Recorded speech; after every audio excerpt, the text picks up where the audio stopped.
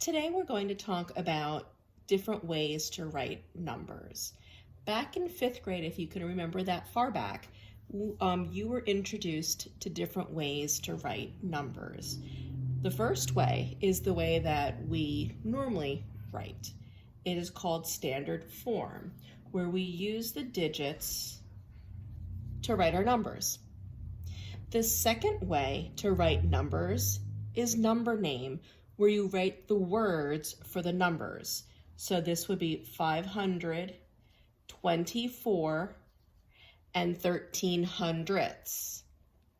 So that would be number name.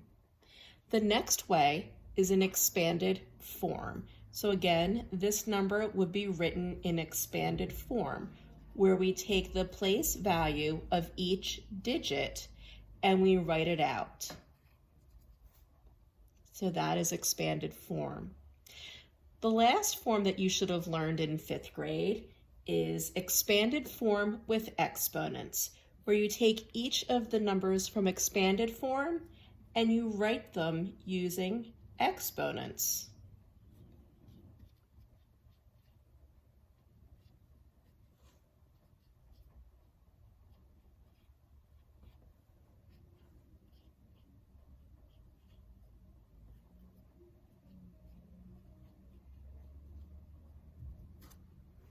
Okay, so those are the 4 different ways that you should have learned to write your numbers. There is another way that I'm going to introduce to you today that is similar to expanded form with exponents. So we're going to take our number 524 and 1300ths, and I'm going to put it in expanded form.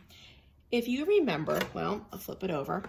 Our first number in our expression, or in our expanded form with exponents, is 5 times 10 to the second power. This is going to be important because when we write in scientific notation, we have to use the digit in the largest place value. So in this example, that digit is 5. And ultimately, we're going to multiply our number by the power of 10 that corresponds to this largest place value. This largest place value is the 100 place, so that is represented as 10 to the second power. Well, what about everything else in our number? The other 4 digits. They have to be represented as a decimal. So 524 and 1300ths is rewritten in scientific notation as 5 and 2,413 10,000ths times 10 to the second power.